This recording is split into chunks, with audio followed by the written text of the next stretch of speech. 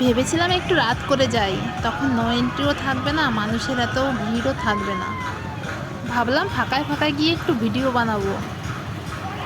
রাত 2টোর সময় গিয়েও দেখি মানুষের উপচে পড়া ভিড়। মেলা রীতিমতো চলছে, নাগরদোল্লা, ব্রেক ড্যান্স, এমনকি ড্রাগনও চলছে রাত 2টোর সময়। কত ছোট ছোট বাচ্চাদের দেখছি, বাবা মায়ের সঙ্গে তারা ঘুরে ঘুরে ঠাকুর দেখছে এত রাত্রে। দোকানদারদের বেচাকেনা রাতভর চলতেই আছে। সবার মাঝখান দিয়ে ঘুরে ঘুরে ভিডিও করে বেড়াচ্ছি, দেখো সবাই আমার দিকে কেমন করে দেখছে।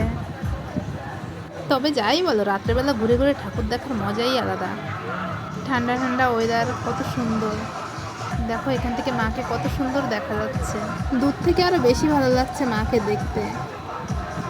সত্যি মায়ের রূপের কোনো তুলনা হয় না, মায়ের রূপের এই আলোয় পুরো মাঠটা আলোকিত হয়ে আছে। পুজোর এই কটা দিন হাসি আনন্দ ঘোরাফেরা, কিভাবে যে দিনগুলি কেটে যায় বোঝাই যায় না। এবছর অনেক জায়গায় ঠাকুর দেখেছি, কিন্তু এখানে এসে মাকে মন ভরে দোচোখ ভরে দেখেছি। কারণ এখানে বাঁশি বা সিটি মেরে তাড়িয়ে দেওয়ার মতো কাউকে আমি দেখিনি। তোমরা যারা মন ভরে মাকে দেখতে চাও তারা চলে এসো আমাদের এই কামালপুর মাঠে। সত্যি না আসলে বোঝা যায় না এখানে আসলে কতটা শান্তি লাগে। অনেক রাত হয়ে গিয়েছে, এখন ধীরে ধীরে বাড়ির দিকে পৌঁছাতে হবে। Bye bye.